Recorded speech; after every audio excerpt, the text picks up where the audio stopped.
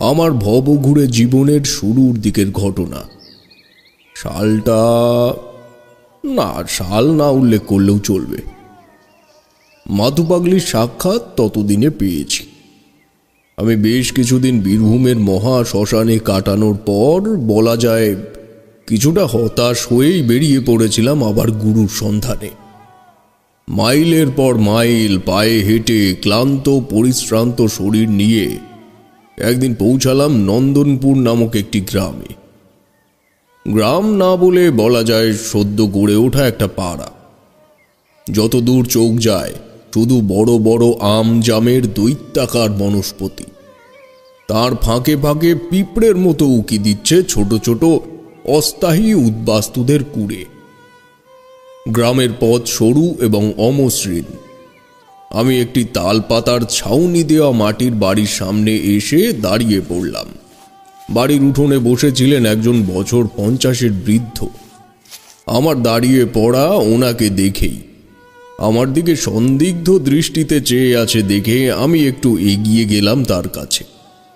আমায় বলল, বিশ্বমাতার আরাধনা করো বুঝি? আমি অবাক হলাম। বললাম, হ্যাঁ, কিন্তু আপনি কি করে জানলেন? লোকটি হেসে উত্তর দিল, তোমার শরীরের কিছু লক্ষণ দেখে বুঝলাম বাবা। এক সময় আমিও কম করিনি এই পথে, তবে সেটা বলতে পারো বাধ্য হই। মা বাবা আর অনাথ ছেলেটি ঠাঁই হয়েছিল এক সাধুর আশ্রমে। সেখান থেকেই যেটুকু শেখা। আমার যখন 16 বছর বয়স তখন সাধুজি মারা যান। সেই থেকেই পেটের দায়ে লোকের বাড়ি বাড়ি কাজ করতে শুরু করি, আর ও পথে যাওয়া হয়নি। আমি অবাক হয়ে শুনছিলাম ওনার কথাগুলি। উনি একটু থামতেই বললাম, এখন আপনার কিভাবে চলে তাহলে? বৃদ্ধ চোখ গোল গোল করে বলল, পলাশপুর গ্রামের ভূস্বামী শ্রীধর রায়ের প্রধান বৃত্ত আমি। সেখান থেকে যা টাকা করি উপার্জন হয় তাতে আমার একটা পেটের দিব্যি চলে যায়। তবে এই দিন 15 হলো সেখানে কাজে যাওয়াও বন্ধ হয়েছে। কেন? বাড়িতে এখন কেউ নেই। নায়েব মশাই গেছেন সপরিবার তার মেসো মশাইয়ের বাড়িতে। ফিরবে এখনো দিন 10 বাকি। তাই আর আমার খুব মায়া হলো বৃদ্ধের ওপর। ওনার পাশে বসে বেশ খানিকক্ষণ নানান গল্পগুজব করলাম। কথায় কথায় জানতে পারলাম ওনার নাম প্রাণগোপাল বানুজ্জে। হাত দেখে কোষ্ঠী বিচার করা, ছোটখাটো তাবিজ কবজ করার বিদ্যে ওনার জানা আছে। একসময় প্রাণগোপাল বলল, আমার সাথে কুঞ্জতলার মন্দিরে চলো। ওখানে তুমি কাউকে না কাউকে ঠিক পেয়ে যাবে। এই অনেক উঁচু স্তরের সাধকদের আনাগোনা আছে ওখানে। কথাটা শুনে আমার মনে যেন শত শত সুখের পায়রা একসঙ্গে সশব্দে উড়ে গেল। উৎসুক হয়ে বললাম, আপনাকে কি বলে যে ধন্যবাদ দেব বুঝতে পারছি না। আমি এখন পুণ্যস্থানে পৌঁছানোর পর্বে এক মুহূর্ত বিলম্ব করতে চাই না। বৃদ্ধ মৃদু হেসে উঠে তার ঘরের মধ্যে থেকে একটা পুটলি কাঁধে বাঁধিয়ে নিয়ে এসে দাঁড়ালেন। আমি উঠে আর একবার তাকে বিনয়ের সঙ্গে প্রণাম করে তাকে অনুসরণ করতে শুরু করলাম। মানসিক অবসাদ নিয়ে হন্যে হয়ে গুরুর সন্ধানে পথে পথে ঘুরি আমি। তবে সত্যি এই জঙ্গলাকীর্ণ গ্রামের থেকে যে আমার জীবনে এমন একটি সম্ভাবনার পথ খুলে যাবে তা ভাবতেই পারিনি। এসব ভাবতে ভাবতেই হেঁটে চলেছি আমজামের বনের মাঝের সরু মাটির পথ দিয়ে। তবে এখান থেকেই যে আমায় আসন্ন মহাসংকটের ইঙ্গিত দেওয়া হচ্ছিল তা বুঝতে পেরেছি পরে। জীবজন্তুরা সাধারণত একটু ঠান্ডা বা ছায়া বিস্তৃত জায়গাতেই বেশি থাকে, কিন্তু আশ্চর্যের ব্যাপার কি জানো, এই জঙ্গলের ভেতরে একটা পাখির ডাক তো দূরের কথা, কোনো গাছের কাণ্ডে একটা কাঠবেড়ালিও নেই। ব্যাপারটা খুবই অদ্ভুত লাগলো আমার। কেবল শুনতে পেলাম দূরে কোনো এক জায়গায় কয়েকটা কাক ক্লান্ত স্বরে ডেকেই চলেছে খানিক তফাতে তফাতে। মাইল 3 হাঁটার পর একটি অপেক্ষাকৃত মোটা রাস্তায় এসে পড়লাম। প্রাণগোপাল বলল, এই রাস্তায় কিছুটা গেলেই কুঞ্জলতার মন্দির। আমি সকালে আমিষ খেয়েছি, আমি আর মন্দির প্রাঙ্গণে যাব না, তোমায় দূর থেকে দেখিয়ে দিয়ে চলে আসব। আমি আপত্তি করলাম না, বরং আরো একটু দ্রুত পায়ে হেঁটে তাকে আমার উৎসাহের পরিমাণটা বোঝালাম। এদিকে জঙ্গলের পরিমাণ পাতলা, রাস্তার দুপাশেই কোমর সমান আগাছার জঙ্গল। প্রাণগোপাল আমায় আরো হাঁটানোর পর একটা ভগ্নপ্রায় পোড়ো বাড়ির সামনে নিয়ে এসে দাঁড় করালো। বলল, এইটা হলো কুঞ্জলতার পুরনো জমিদার বাড়ি। এই বাড়ির উপর প্রান্তে একটি বগলা দেবীর মন্দির আছে, ওখানে পৌঁছে বাকিটা নিজেই বুঝে যাবে। আমি আর ভেতরে যাব না বাবা, এই আমি আসি। বলে প্রাণগোপাল ওখান থেকে চলে গেল। আমিও মাথা নেড়ে বাড়ির ভেতরের দিকে এগিয়ে যেতে শুরু করলাম। জমিদার বাড়ি ছিল বোধহয় দোমহলা। পুরো বাড়িটির মাত্র একটি জায়গাতেই সেই দৃষ্টান্ত পাওয়া যাচ্ছে, বাকি সব জায়গায় উপরের ঘরগুলি ধসে পড়ে একতলার ছাদের উপর স্তূপাকার হয়ে রয়েছে। আমি ডান দিক বরাবর হেঁটে বাড়ির পেছন দিকটায় এসে দেখি প্রাণগোপালের কথাই ঠিক। বাইরের থেকে বোঝারই উপায় নেই এই ধ্বংসাবশেষটির পিছনের প্রান্তে এমন চাঁদের হাট বসেছে। গোটা 5 সাধু গোল করে বসে নিজেদের মধ্যে কোনো কিছুর ব্যাপারে আলোচনা করছে। প্রত্যেকেরই মুখে একটা বিস্ময়ের ছাপ। আমি আর একটু এগিয়ে যেতেই আমার দিকে তাদের চোখ পড়ল। তৎক্ষণাৎ আমি হাঁটুর উপরে বসে ভক্তি ভরে তাদের উদ্দেশ্যে প্রণাম করলাম। চোখ খুলে পুনরায় সেদিকে তাকাতে আমার শরীরের রক্ত চলাচল কয়েক মুহূর্তের জন্য থেমে গেল। দেখি 5 জন নয়, আমার সামনে বসে আছে একটি খাটো ধুতি ও গেরুয়া বসন পরিহিত যুবক বলবো নাকি প্রৌঢ় এটা এখন নয় বাদ রাখছি। এর বয়স নির্ধারণ করা শক্ত, দেখে মনে হয় 30, 40 বা 50 কিছু একটা তো হবে। মুখে কেমন একটা হাসি লেগে আছে সর্বদা। আমায় হাতের ইশারায় ওনার কাছে ডেকে বললেন, এসো, এদিকে এসে বসো। গলার স্বর গম্ভীর হলেও আবেগপরায়ণ। আমার মনে তখন অলৌকিকতার ঝড় বয়ে চলেছে দূরদমনীয় গতিতে। সেই ভাবটা বুঝতে না দিয়ে আমি তার পাশে গিয়ে পদ্মা আসনে বসলাম। সে কিছুক্ষণ আমার দিকে স্থির দৃষ্টিতে চেয়ে রইল, তারপর বলল, তুমি কি জানো তোমার জীবনে তুমি কতটা পুণ্য সঞ্চার করেছো? না বাবা, তবে আপনার পরিচয় নিয়ে আমার মনে অজস্র প্রশ্ন ঘোরাফেরা করছে। আমি কি এখন তার থেকেও গুরুত্বপূর্ণ একটা কাজ তোমায় করতে হবে। সময় চক্রে আমার সাথে তোমার দেখা হয়েছে বহুবার, ভবিষ্যতেও হবে, তাই পরিচয় আদান প্রদান নিয়ে এত উতলা হয়ে পড়ো না। কথাগুলো শুনে আমি আরো বিস্মিত হয়ে পড়লাম। লোকটা বলে কি? এর সাথে আমার আগেও দেখা হয়েছে, কিন্তু কই না তো। আমি তো আমার ফেলে আসা দিনগুলোয় এই চেহারার কাউকে দেখিনি। কিন্তু ক্ষণিকের ভগ্নাংশের পলক স্খলনের ফলে যে বিভীষিকাময় ঘটনা আমার সামনে ঘটে গেল, তাতে কোনো কিছুকে ঠিক বা ভুল বিচার করার মানসিকতা আমি তখন হারিয়ে ফেললাম। নিচু গলায় প্রশ্ন করলাম, বাবা, বিশ্বমাতা সেবা করাই তো আমি আমার জীবনের প্রধান ও শেষ কর্তব্য হিসেবে মনে করি। এছাড়া আপনি কোন কর্তব্যের কথা বলছেন দয়া করে আমায় সে ব্যাপারে অবগত করুন। সেবা করার প্রক্রিয়ার ব্যাপারে তোমায় আগে অবগত করি। তোমার জীবন প্রস্তরে যত মানুষকে তোমার বিশেষ গুণ ও নির্ভীকতার আদলে রক্ষা করতে পারবে, সেটাই হবে তোমার ইষ্টদেবীর চরণে শ্রেষ্ঠ পুষ্পাঞ্জলি। বিশ্বমাতা সূক্ষ্ম শরীরে সর্বস্তরে বিরাজ করতে পারে না। এই বিশেষ কর্মের জন্য তিনি কৃপাদৃষ্টি বর্ষণ করেন কিছু নির্দিষ্ট মানুষের উপর। মনে রেখো তারানাথ, তাদের মধ্যে তুমি একজন। বিস্ময়তার মেঘ ছেয়েছে আমার সম্পূর্ণ মন অন্তরিক্ষে। যেখানে ওনার মুখে আমার নাম শোনাটাকেও একেবারেই স্বাভাবিক বলেই মনে হলো। হাত জোর করে বললাম, আমায় কি করতে হবে বলুন বাবা। নিজেকে প্রস্তুত মনে করতে পারিনি এখনো, তাই বিপদসংকুল জায়গায় আমার করণীয় কার্যের প্রতিফলনের বিষয়ে আমি নিশ্চিত হতে পারি না। সর্বদাই মনে হয় এখনো অনেক উচ্চমার্গের মানুষের সঙ্গে আমার পরিচয় হওয়ার আছে। লোকটি আমার কথা শুনে হেসে উঠল, বলল, যত মানুষকে বিপদের থেকে নিষ্পত্তি দিয়ে সুস্থ সুগম পথের দিশা দেখাবে, মনে রেখো ততবারই তুমি সাধনার পথে একটি করে ধাপ পেরিয়ে উপরে উঠবে।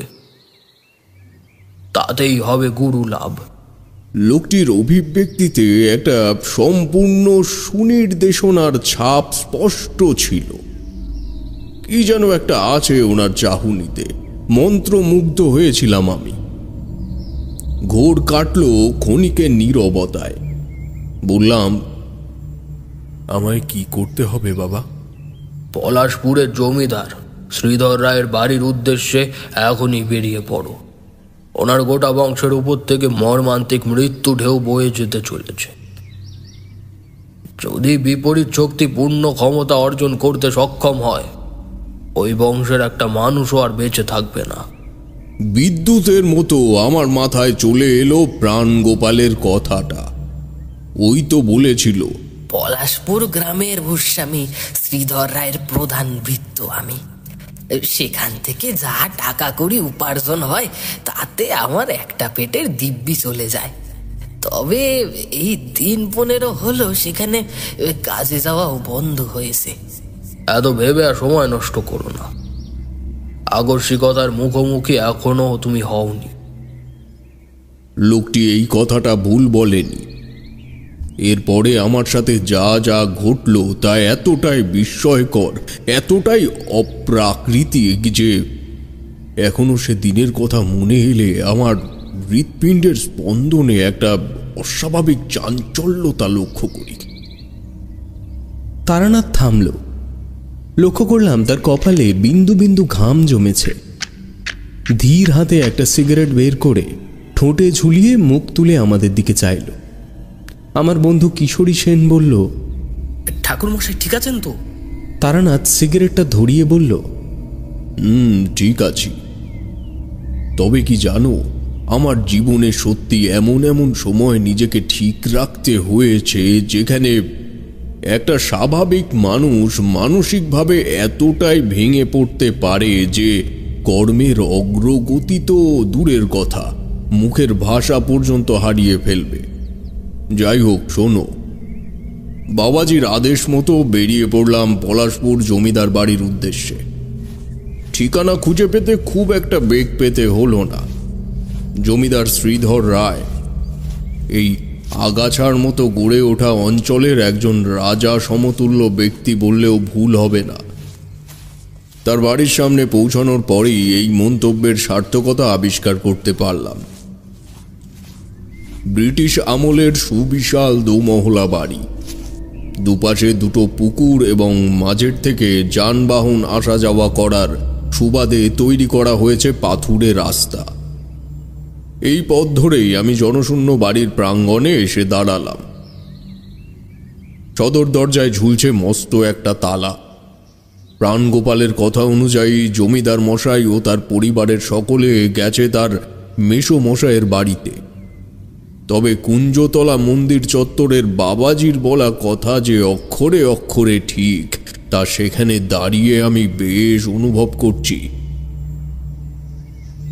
বাড়ির দিক ও অবস্থান সবকিছুই বাস্তু অনুসরণ করে হলেও কিছু একটা অমিল যেন অশুভ কালো চাদরের আকার নিয়ে বাড়িটাকে ঘিরে আছে। এমন সময় কানে এলো মৃদু ঘোড়ার ডাকের মতো শব্দ। নিস্তব্ধ বাড়িতে সেই শব্দ যেন প্রতিধ্বনিত হলো বেশ কয়েকবারের জন্য।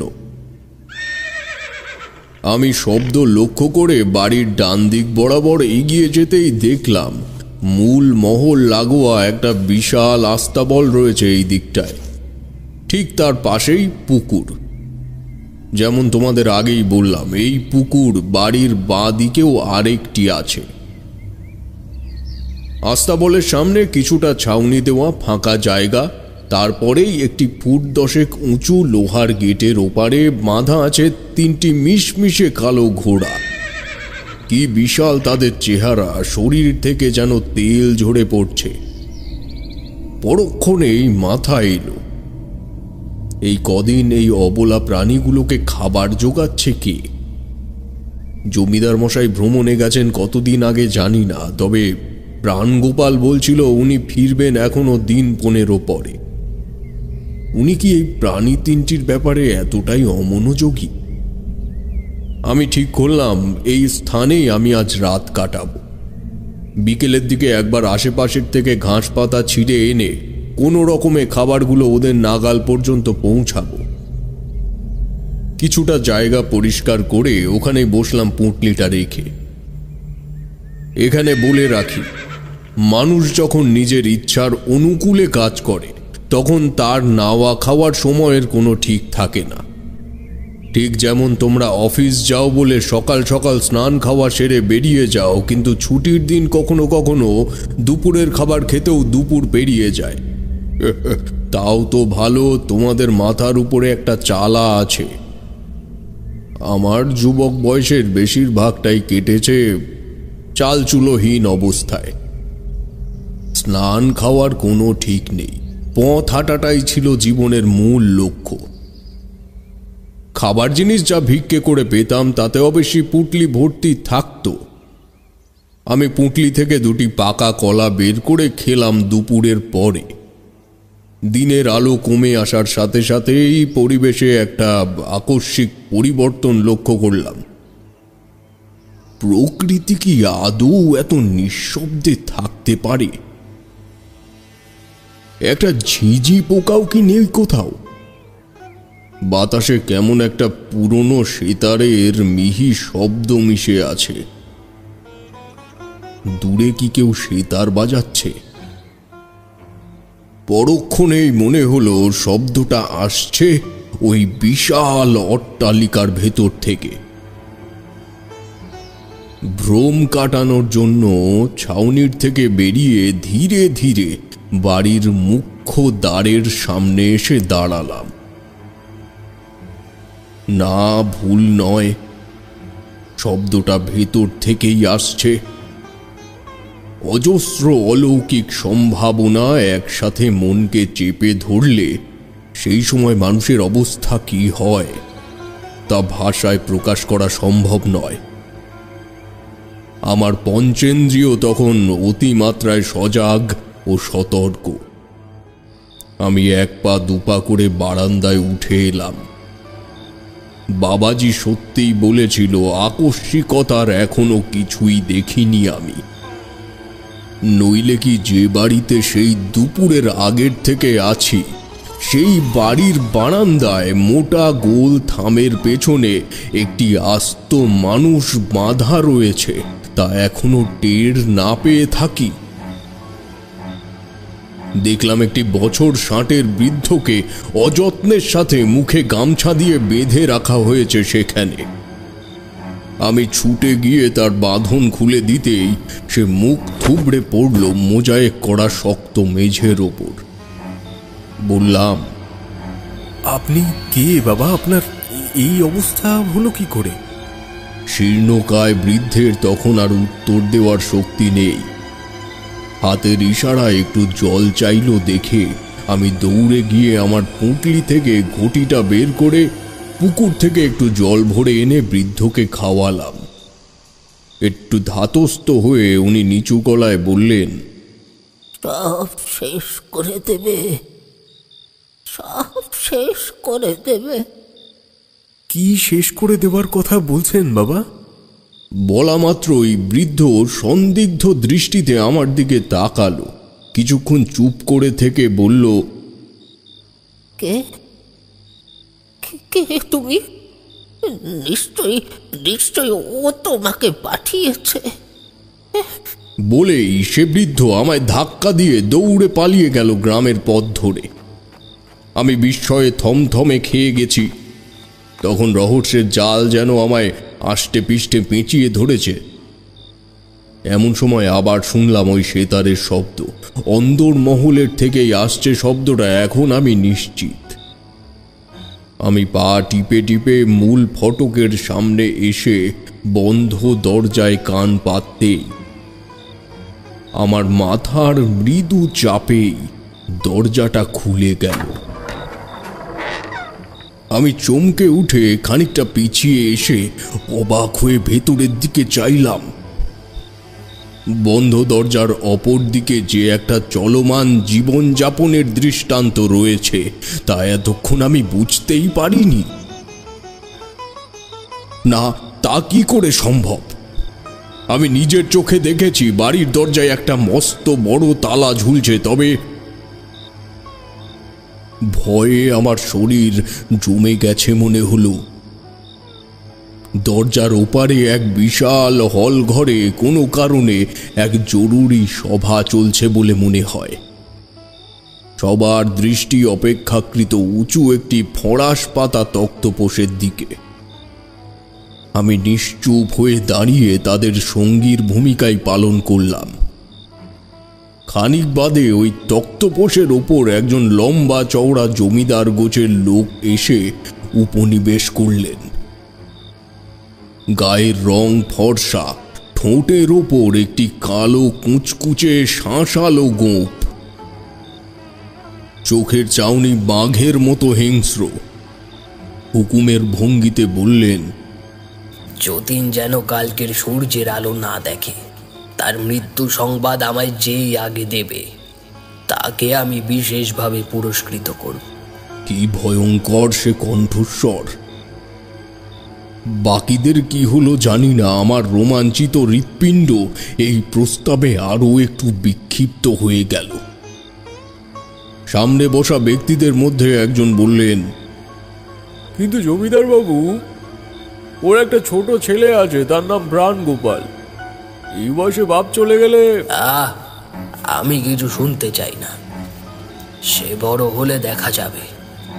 এই আদেশ পাওয়া মাত্রই কয়েকজন উঠে ঘরের থেকে বেরোনোর উপক্রম করতেই আমি ছুটে আবার আস্তাবলের সেই স্থানটিতে চলে এলাম। 5 মিনিট, 10 মিনিট, 15 মিনিট, কই কেউ তো বেরিয়ে এলো না। অবাক হয়ে বারান্দার সিঁড়িগুলির দিকে চেয়ে আছি।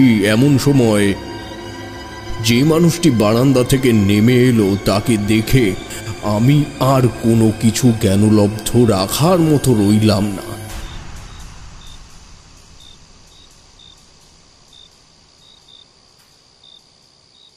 তারানাথ চুপ করে গেল।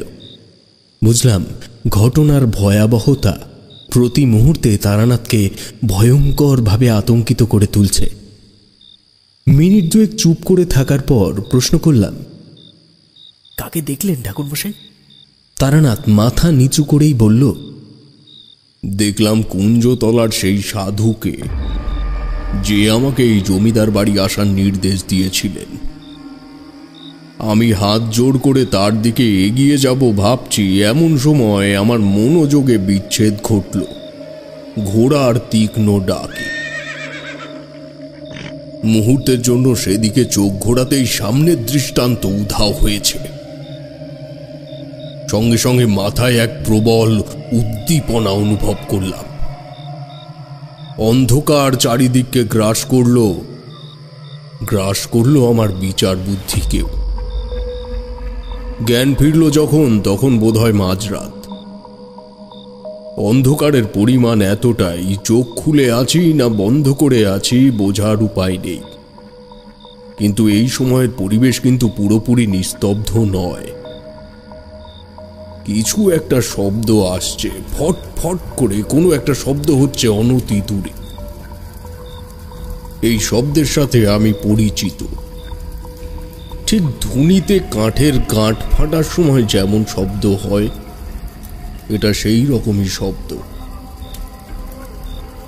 আমি পা টিপে টিপে ছাউনির থেকে বেরিয়ে বাড়ির এক প্রান্ত থেকে আর এক প্রান্তে এলাম, কিন্তু তেমন কিছু চোখে পড়ল না।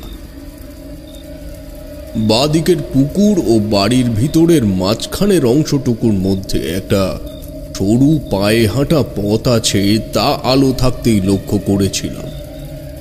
কৌতূহলবশত সেই পথই ধরলাম বাড়ির পেছন দিকটা একবার দেখে আসার জন্য।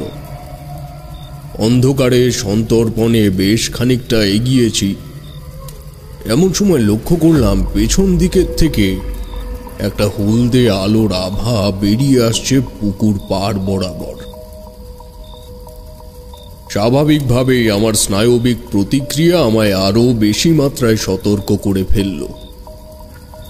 ধীরে ধীরে শেষ প্রান্তে পৌঁছে দেওয়ালের কোণ থেকে উঁকি মারতেই দেখলাম একটি লোক আকাশের দিকে দুই বাহু উন্মুক্ত করে চোখ বুজে কাউকে আহ্বান করার ভঙ্গিতে নিচু স্বরে মন্ত্র উচ্চারণ করে চলেছে।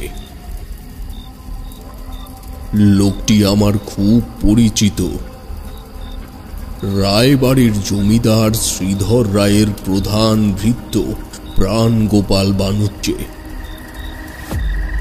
পাথরের মতো সেদিকে তাকিয়ে আছি, আর সমস্ত নিকট স্মৃতিগুলিকে গুছিয়ে নেওয়ার কাজ করছে মস্তিষ্ক। মিনিট দশেকের মধ্যেই আনুমানিক সমস্ত কার্য ও কারণের বিশ্লেষণ করে ফেললাম আমি। বিকেলে বাড়ির ভেতরে যেটুকু আমি দেখেছি তার সম্পূর্ণটাই মায়াজাল। কুঞ্জতলার সেই বাবাজি আমায় পৌরাণিক ইতিহাসের সঙ্গে পরিচয় করিয়ে দিলেন ওই ঘটনার মাধ্যমে। পরক্ষণেই মাথায় এলো, যদি তাই হয় তবে বাড়ির বারান্দায় এখনো কোনো এক বৃদ্ধ আটকা অবস্থায় পড়ে থাকবে। আমি নিঃশব্দে আবার বাড়ির সামনে চলে এলাম। বারান্দায় উঠে মোটা থাম বরাবর হাতড়াতে এগোতে থাকলাম। তোমরা হয়তো বুঝতে পারছো তখন আমার পরিস্থিতিটা কি। যা করছি আমি সবটাই আমার বিশ্বাসের উপর নির্ভর করে। যদিও সেই বিশ্বাসী পরিণতি পেল, অন্ধকারের ভেতরে আমার হাতের স্পর্শে প্রথম যেই জীবন্ত জিনিসটি এলো তা একটি মানুষের পা। হাত লাগাতেই একটু গুঙিয়ে উঠল সে। বুঝলাম আমার চিন্তায় ভুল নেই। বৃদ্ধের মুখে গামছা বাঁধা আছে বলেই তার প্রতিক্রিয়া এমন হলো। আমি দ্রুত ওনার মুখের বাঁধন খুলে দিতেই উনি সবিস্ময়ে বলে উঠলেন, কে কে? আমি ওনার মুখ অনুমান করে হাত দিয়ে চেপে ধরে নিচু স্বরে বললাম, আস্তে, জোরে কথা বলবেন না। আমি তারানাথ চক্রবর্তী, আপনার উপকার করতে এসেছি। বৃদ্ধ ঢোক গিলে বললে, বাবা, প্রাণগোপাল সব শেষ করে ফেলবে, তুমি কর্তাবাবুকে বাঁচাও। আমি ওনার হাত ধরে দ্রুত পায়ে জমিদার বাড়ি থেকে বেশ খানিকটা দূরে একটা জঙ্গলাকীর্ণ জায়গায় নিয়ে চলে এলাম। বললাম, আপনি কি আমায় বলতে পারেন আসলে ব্যাপারটা কি চলছে? এই প্রশ্নটি আমি করেছিলাম আমার ধারণাটিকে পরিণতি দেওয়ার জন্য। বৃদ্ধ খানিক চুপ করে থেকে বলতে শুরু করলেন, আজ থেকে বহু বছর আগের কথা। আমি তখনও এই জমিদার বাড়ির আস্তাবলেই ঘোড়া দেখাশোনার কাজ করতাম। জমিদার শ্রীধর রায়ের পিতা রাজশেখর রায় খুব প্রজা বিদ্বেষী জমিদার ছিল। জমি ভাগে দিয়ে মানুষকে চাষ করিয়ে তার প্রাপ্য পারিশ্রমিকটুকু দিত না। একদিন যতীন ব্যানার্জি নামে একজন কৃষক জমিদার সভায় আসলো প্রতিবাদ জানাতে। জমিদার মশাই, হয় আমায় আমার ভাগের ফসল দিন, নইলে সেই ফসলের সমতুল্য অর্থ আমায় বুঝিয়ে দিন, নইলে আমি এখান থেকে নড়ব না। এই কথা শুনে জমিদার বাবু তখনকার মতো পিঠে হাত বুলিয়ে তাকে বাড়ি পাঠিয়ে দেয়। তারপর সেই রাতেই লোক লাগিয়ে যতীনকে খুন করায় ওই জমিদার। এই প্রাণগোপাল তখন কত ছোট। তখন এখনকার জমিদার শ্রীধর রায়ও ছোট ছিল।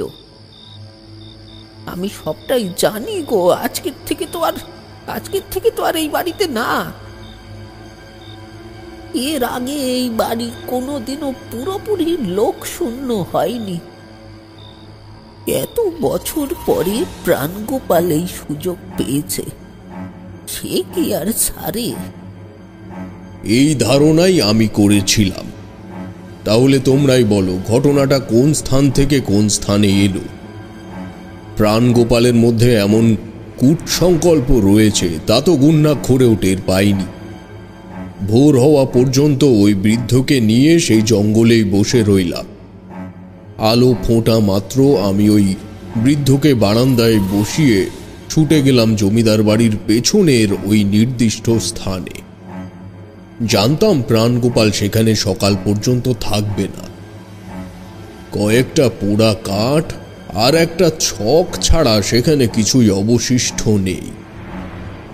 এই ছক চিনতে শিখিয়েছিলেন আমায় মুর্শিদাবাদ জেলার এক প্রত্যন্ত গ্রামের সাধু।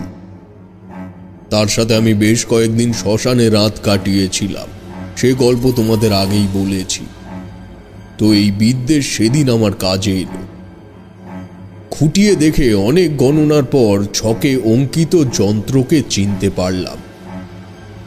প্রাণগোপাল ওখানে বেতাল আহ্বানের চতুষ্কোণ তৈরি করেছে এবং আমার অভিজ্ঞতা যা বলে সেই কাজ সে সুষ্ঠুভাবে সম্পূর্ণ করেছে, অর্থাৎ বেতাল জাগ্রত হয়েছে।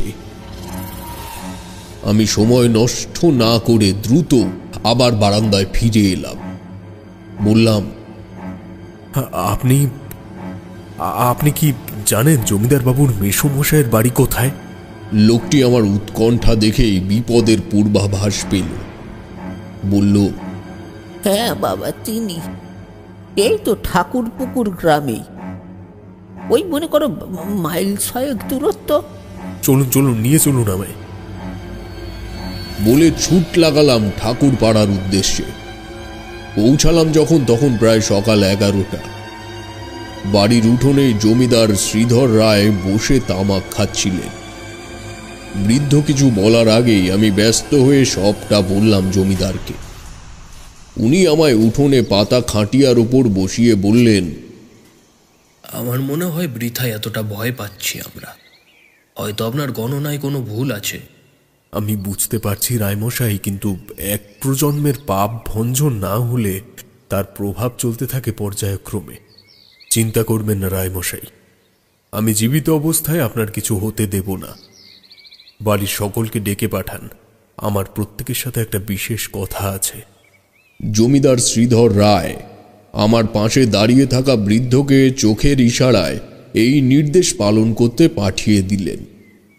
5 মিনিটের মধ্যে সবাই চলে এলে আমি বললাম, সবাই মনোযোগ দিয়ে আমার কথা শুনুন এবং এটিকে জমিদার মশাইয়ের আদেশ হিসেবেই সবাই রক্ষা করবেন এই আশা রাখব। আজ সন্ধ্যা নামার পর কেউ ঘর থেকে বেরোবেন না এবং বাড়ির সকলে এক ঘরে থাকবেন আজকের রাতটা। জমিদারের আদেশ বলে কথা। কেউ আমার কথা শুনে মুখে রা কাটল না। সবটা গুছিয়ে সবাইকে বলাতে জমিদারের একটু সংকোচ বোধ হচ্ছে তা আজ করতে পেরেছিলাম। কথায় আছে না, আসন্ন বিপদের কথা শুনলে মানুষ কিছু কিছু সময় বিচার বুদ্ধি হারিয়ে ফেলে। জমিদারেরও সেটার বিপরীত হলো না। এখানে বলে রাখি, মাধব ঘোষের বাড়ির ঘটনাটা কিন্তু তখনও আমার জীবনে ঘটেনি। যদি ঘটতো তাহলেই বরং ভালো হতো।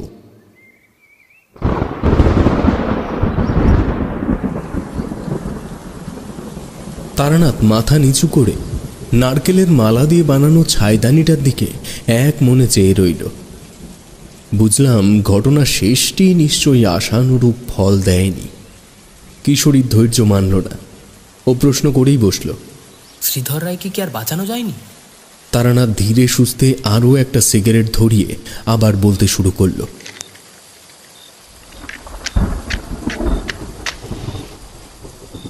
সেদিন সন্ধ্যা নামলে আমি পুরো বাড়ি গাত্রবন্ধন করে সকলের সাথে একটি ঘরে দরজার কপাট সম্মুখে বসে রইলাম। কারোর মুখে কোনো কথা নেই, সবার দৃষ্টি আমার দিকে স্থির। দূরের কোনো বাড়ির থেকে পদাবলী কীর্তনের শব্দ ঝোড়ো বাতাসে পাক খেতে খেতে কানে আসছে। আকাশ কখন এত ভারী হয়ে এসেছে বোঝা যায়নি। খানিক বাদে বাদেই গুরু গম্ভীর শব্দ তুলে আসন্ন দুর্যোগের ইঙ্গিত দিচ্ছে। হয়তো আধা ঘন্টা হবে, তারপরেই নামলো তুমুল বৃষ্টি।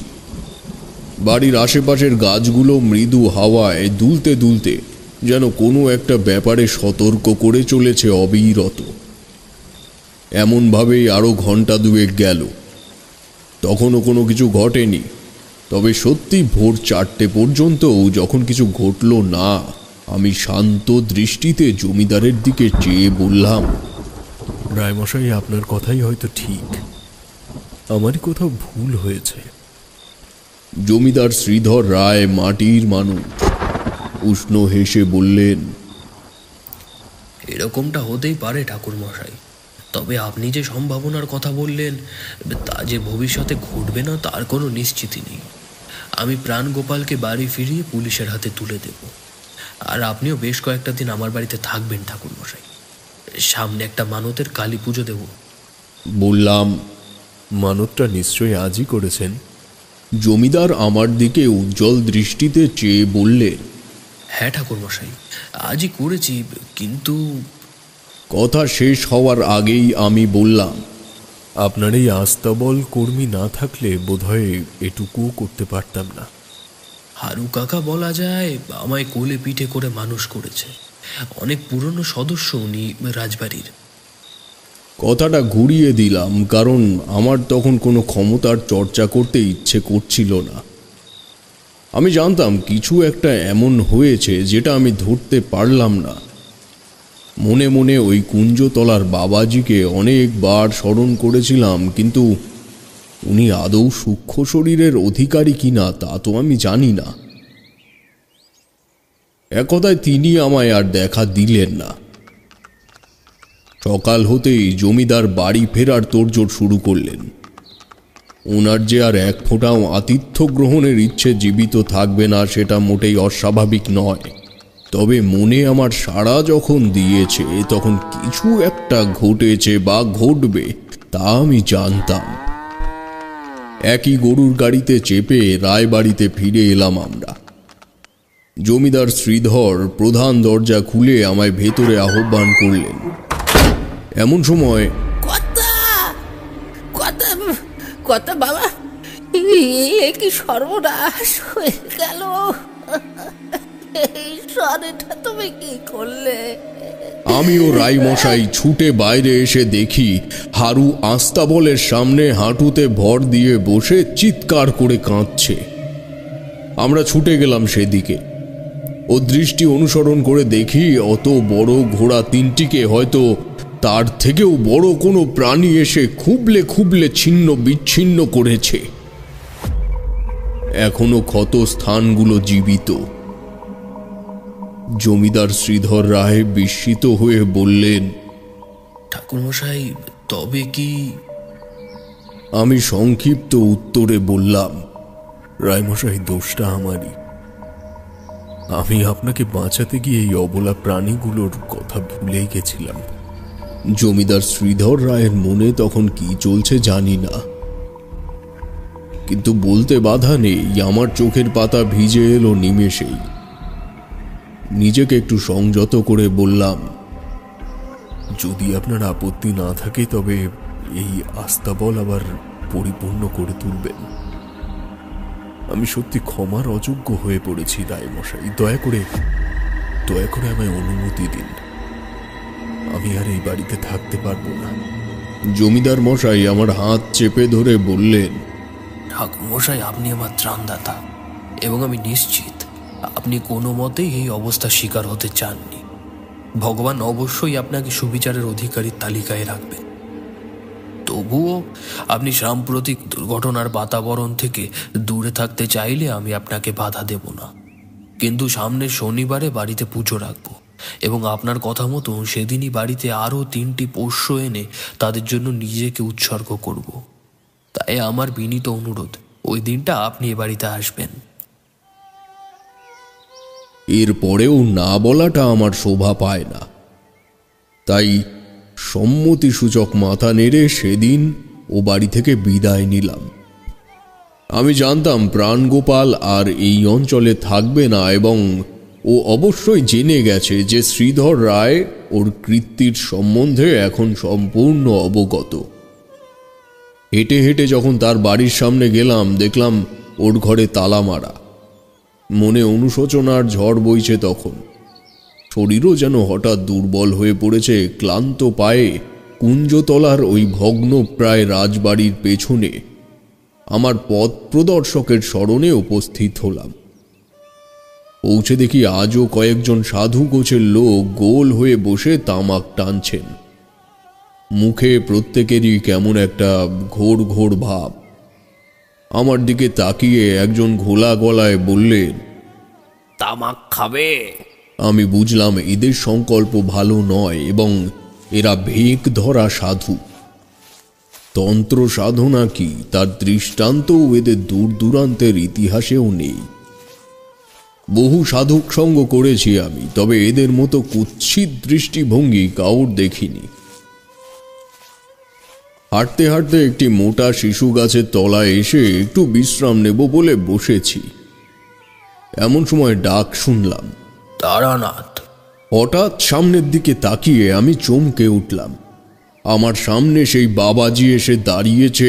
কখন এত নিঃশব্দে, এত অতর্কিত আমি একবারের জন্য টের পাইনি। আমার কাছে সমস্ত ব্যাপারটা ইন্দ্রজালের মতো ঠেকল বলেই আমি চমকে উঠলাম। বাবাজি বললেন, দুশ্চিন্তা করো না, তুমি তোমার সাধ্য মতন যতটুকু পেরেছো করেছো। অপরাধী শাস্তি পাবে। বেতাল কাজ শেষ করে ফিরে এলে তাকে আবার মন্ত্রবন্ধিনী দিয়ে আবদ্ধ করতে হয়। কিন্তু প্রাণগোপাল তোমার পিছু করে শ্রীধর রায়ের মেসমশায়ের বাড়ি পর্যন্ত গেছিল। উনি সব জানতে পেরেছে জেনে ওই স্থান থেকেই পরিমরি করে পালিয়ে যায়।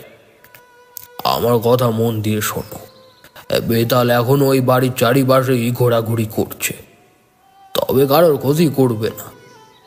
আমি তোমায় এটা পঞ্চগব্য দিয়ে যাচ্ছি। কালী পুজোর যজ্ঞের আগুনে তা শস্ত্রায়নের বীজ মন্ত্র স্মরণ করে আহুতি দিও। আমি ষষ্ঠাঙ্গে প্রণাম করে জিজ্ঞেস করলাম, বাবাজি, আপনার শুভ নামটি কি আমি জানতে পারি?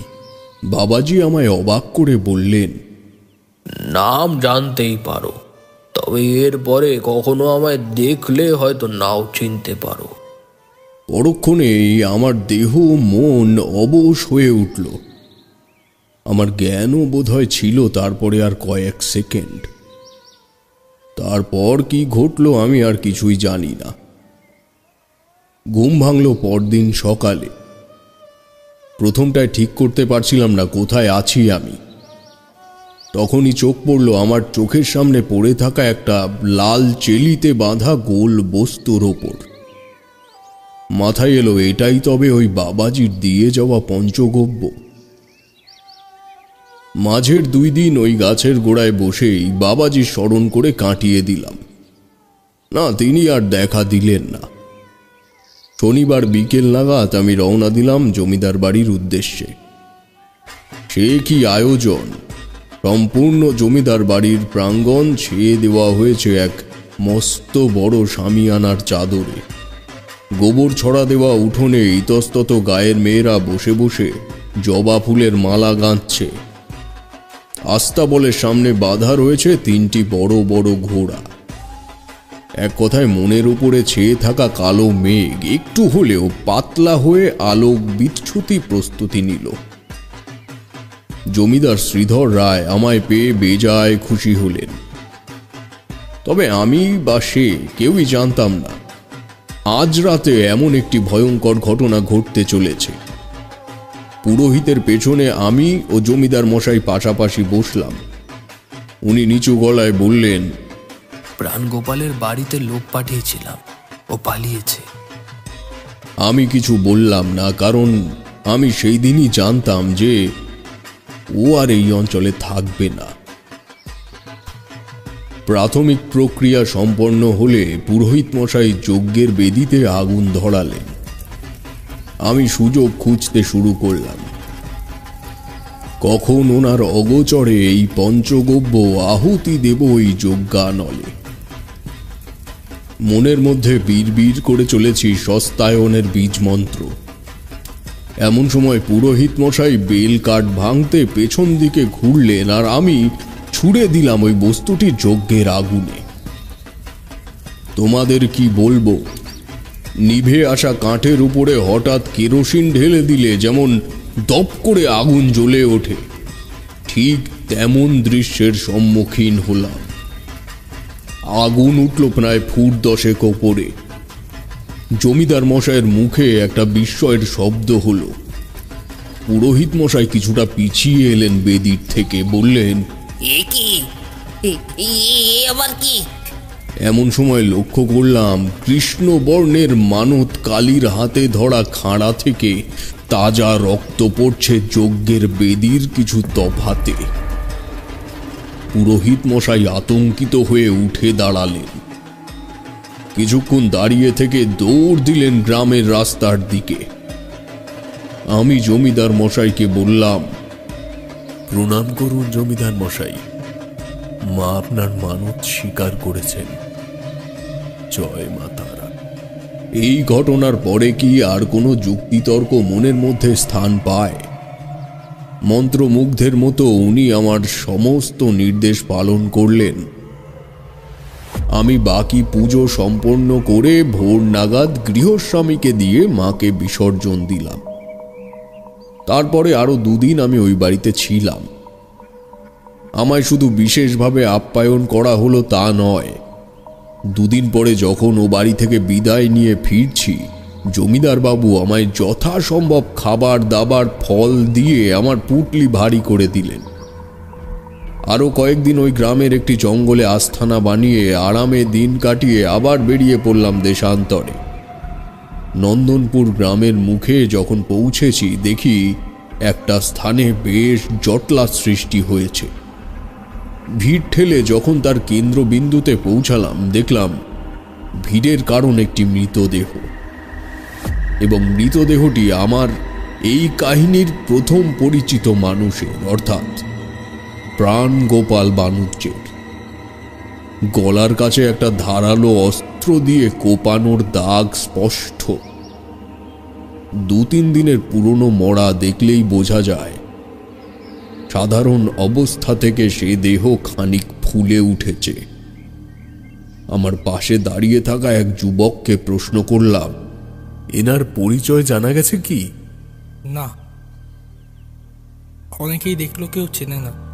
গ্রামে একজন কাঠুরে জঙ্গলে কাঠ কাটতে গিয়ে দেখে একটা কাঁথা কম্বল জড়ো করা স্তূপের ওপরে এই মৃতদেহটি পড়ে আছে। দেখা যাক, পুলিশ না আসলে কিছু বলা যাচ্ছে না। আমি বেরিয়ে এলাম ওই জটলা থেকে। অতর্কিতেই আমার জড়ো হাত স্পর্শ করল ললাট। মুখ থেকে উচ্চারিত হলো, জয় তারা। রাজপ্রতাপের ঠেকে আপনারা শুনছিলেন একটি তারানাথতান্ত্রিক ফ্যান ফিকশন গল্প, রায়বাড়িতে জিনের দাপুট। গল্পটির বিভিন্ন চরিত্রে আদিত্য, দীপ, রাকেশ, সন্তু এবং রাজপ্রতাপের ঠেকের অন্যান্য কলাকুশলীরা।